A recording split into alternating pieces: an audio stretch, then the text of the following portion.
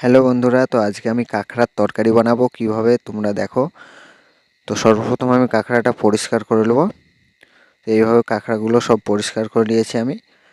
তো এখন আমি জলে এটা সিদ্ধ করে নেবো হলুদ আর লবণ দিয়ে।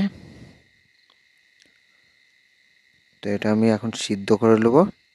তো এটা আমার সিদ্ধ হয়ে গেছে, এখন আমি ছেঁকে নেবো।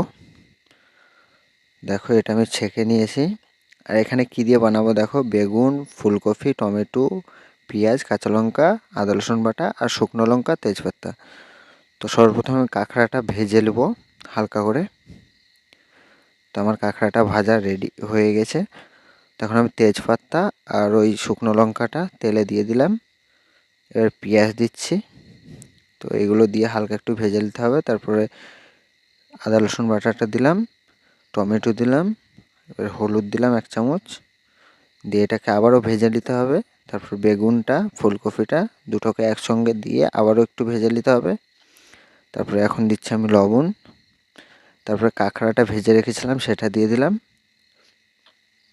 তো সেটাকে দিয়ে হালকা একটু ভেজে নেওয়ার পরে আমি জল ঢেলে এখন 15 মিনিট মতন ঢাকা দিয়ে, তো আমার কাঁকড়ার তরকারি রেডি হয়ে গেছে। তো ভিডিও যদি তোমাদের ভালো লেগে থাকে তো লাইক, কমেন্ট, শেয়ার করে দিও। আর নেক্সট কোনো নতুন রেসিপি পাওয়ার জন্য আমাকে কমেন্ট করো, আমি তোমাদেরকে দেখাবো। ততক্ষণ টাটা, পরের ভিডিওয় দেখা হচ্ছে।